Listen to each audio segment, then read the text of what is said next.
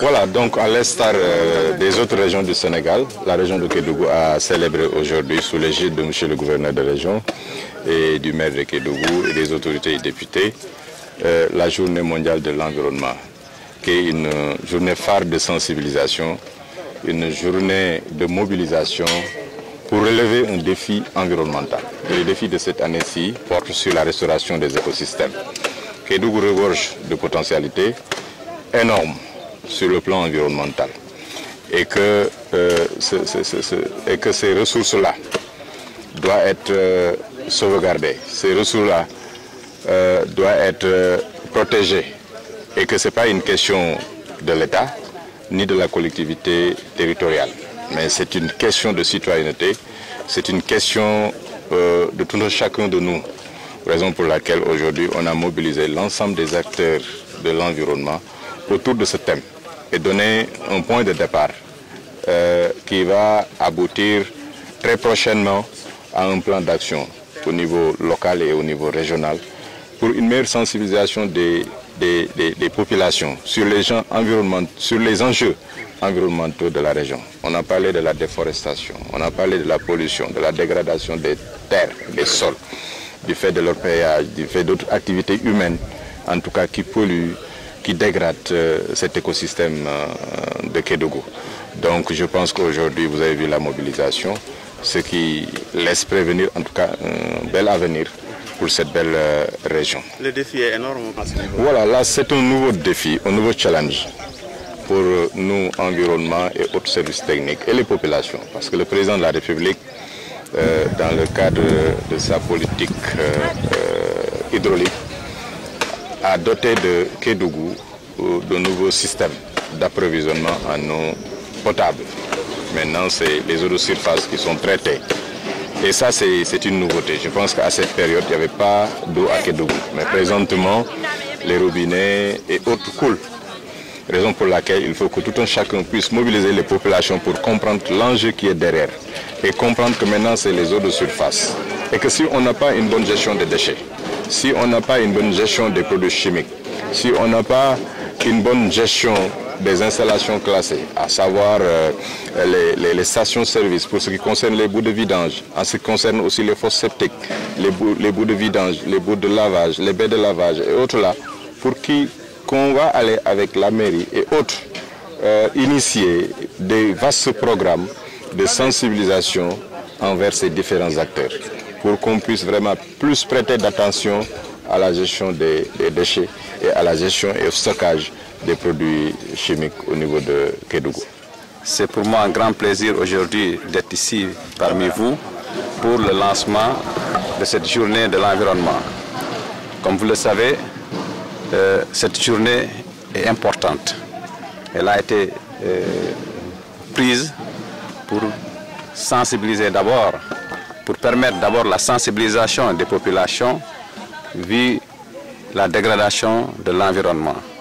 Et aujourd'hui, comme vous voyez ce fleuve où nous sommes, l'environnement est menacé, le cadre de vie est menacé.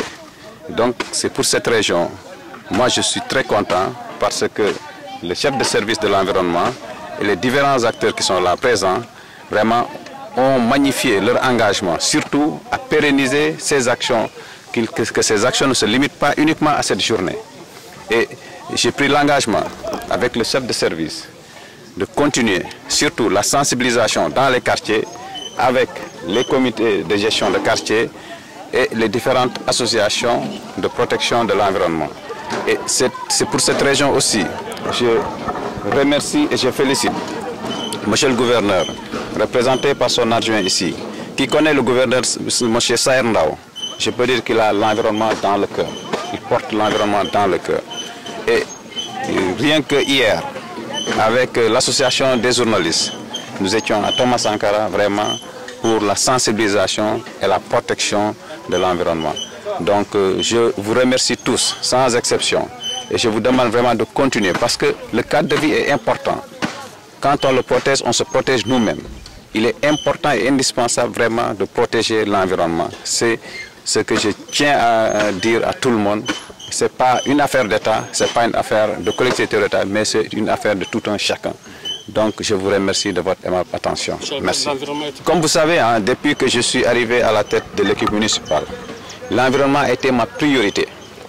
Parce que avant d'arriver, il n'y avait pas un système de gestion et de ramassage des ordures. La première action que j'ai prise, lorsque vous m'avez posé la question, quel est mon objectif pour mes 100 premiers jours, je vous ai dit, écoutez, mes 100 premiers jours, je les consacre d'abord à l'environnement. C'est-à-dire rendre la ville propre et mettre un système de ramassage et de gestion des déchets. Et c'est dans ce cadre-là nous continuons et nous avons reçu l'appui du chef de service de l'environnement de la DREC. Donc aujourd'hui, nous avons même sensibilisé tous les acteurs qui sont sur le ramassage des déchets. Et nous allons faire mieux que ça. Nous allons mettre aujourd'hui des points de dépôt et de collecte des ordures dans les quartiers. Et à partir de cela, nous invitons aux populations de veiller strictement au respect de ces points de dépôt. Et ces populations qui ne respecteront pas, ce sont les populations que nous demanderons à les dénoncer. Il faut avoir la culture de la dénonciation. Parce que ça ne sert à rien que moi je ramasse les déchets, derrière on repose les déchets. Donc c'est rendre notre travail zéro. Donc, vous voyez, exemple, je vous donne un petit exemple devant le marché. Tous les jours, on a mis un poteau d'interdiction de dépôt des ordures. Nous ramassons. La nuit, on revient, on trouve les gens déposés. Donc, il faut qu'il y ait une forte sensibilisation des populations. Que les populations sachent ce que nous faisons, c'est pour eux, ce n'est pas contre elles. Donc, en tout cas, nous invitons aussi les journalistes à sensibiliser. Parce que si les gens comprennent, c'est facile. Mais si les gens ne comprennent pas, ça sera très difficile. Ici, mobilisés, réunis pour le combat, pour la protection, la sauvegarde de l'environnement, je voudrais d'abord commencer par des félicitations. On vous remercie tous et c'est une question centrale, la question de l'environnement. C'est une question hautement prioritaire. Mais j'ai l'habitude de dire, et vous me permettrez en fait, de connecter la question à une question de culture. Les anciens avaient cette intelligence-là. Ils avaient mis en avant tout un système, des façons de faire, des méthodes pour protéger notre environnement. Et je me déplace, nous avons tous l'occasion en fait de visiter d'autres pays. L'environnement, quand on le connecte à ses propres convictions, à ses croyances, ça prend une autre dimension. Je pense que la question doit être moins technique. Il faut dans le discours et dans la sensibilisation reconnecter en fait la question de l'environnement au vécu et aux croyances de l'individu. Ça aura une toute autre portée. Le fleuve deviendra sacré. Tout ce qui sera autour du fleuve deviendra sacré. La propreté aura une toute autre signification plutôt qu'en fait une question de loi, de règlement, etc. Il y a un niveau beaucoup plus puissant, c'est de toucher le cœur et la conscience des hommes. Récemment, j'ai été impressionné aux États-Unis. Il y a un ami qui travaillait dans le domaine de la construction. On ne lui a pas permis d'avancer parce qu'il y avait un site qui était en pleine forêt. Il y avait un oiseau qui avait mis son nid là-bas sur un arbre et il fallait permettre à cet oiseau-là que le nid donc soit éclos, c'est ça, je pense bien, l'éclosion donc des œufs pour justement commencer donc les travaux. C'est pour dire comment un petit oiseau peut mobiliser et peut freiner en fait un élan.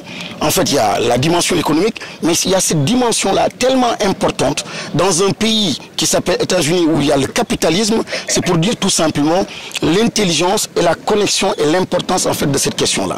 Nous avons tous les moyens en Afrique et surtout ici au Sénégal de protéger notre environnement. Le délégué de quartier est là, monsieur le maire est là, d'autres autorités sont là, surtout les associations. Mais je pense, chers acteurs des associations ici réunis, qu'il faut absolument vous reconnecter à la sociologie, à l'anthropologie pour amener le plus jeune qui n'a pas fait l'école, qu'il se reconnecte donc à cette question de l'environnement. Aujourd'hui, c'est une honte quand on arrive à Kédougou. Quand on dit à quelqu'un, je t'amène à Kédougou à 750 km, la première chose qu'on vous dit, il n'y a pas d'arbre. C'était la remarque d'un Portugais que j'ai amené il y a quelques temps ici. Il me dit, il n'y a pas d'arbre. C'est une honte. On n'a pas les moyens d'amener en fait ou de développer le tourisme. Parce que vous voyez en fait les conditions dans lesquelles nous accueillons nos touristes. Donc en fait, l'environnement aussi, au-delà de la protection tout simplement, doit être un levier économique. Le positionnement central, l'axe central du positionnement économique de Kédougou ne doit pas être les mines, peut-être l'agriculture, mais l'environnement doit être ce que nous devons vendre aux autres, vendre à l'étranger. Et c'est une suggestion que je fais en fait à tous ceux-là qui portent les politiques publiques donc du pays, les politiques publiques donc de cette localité-là. Il faut absolument une refonte, une révision et qu'on soit reconnecté à nous-mêmes. Encore une fois, c'est une excellente initiative qui a été prise, mais comme le rappelaient tout à l'heure les autres qui m'ont précédé, il faut que ce soit au quotidien, des actions au quotidien. Je termine simplement parce que nous parlons à une population de croyants, des chrétiens qui sont là, des musulmans qui sont là. J'aime bien le passage où Dieu, cette petite discussion, ou cette grande discussion entre Salomon, Suleiman et la fourmi, je dis ça en dit long sur justement l'attitude que nous devons avoir vis-à-vis en fait de notre environnement, de notre écosystème. Quand le légitime qui a l'autorité, qui parle au plus puissant, à Dieu, il lui donne donc toute la prophétie et toute la puissance, mais sur un sentier, il fait attention donc à une fourmi, il y a un dialogue avec la fourmi. Je dis c'est de la sagesse qu'il faut aller chercher là-dedans, comprendre pour justement se gouverner et s'orienter. Donc quand un prophète, quand un roi, donc esquive même la fourmi pour ne pas tuer la fourmi, ça veut dire que nous sommes condamnés en fait à avoir du respect pour les oiseaux, pour nos arbres et pour tout ce qui nous entoure. Encore une fois, ensemble nous réussirons, mais ce sont des questions fondamentales et Kédougou doit absolument être protégé à ce niveau-là. Et au-delà de la protection, nous devons mettre en avant le PSE. Quand on dit PSE environnement, c'est pas PSE pour la protection, j'imagine, c'est justement transformer ce que nous avons, ce que Dieu nous a donné, ce que la nature nous a donné, et pour en avoir donc des profits économiques et sociaux.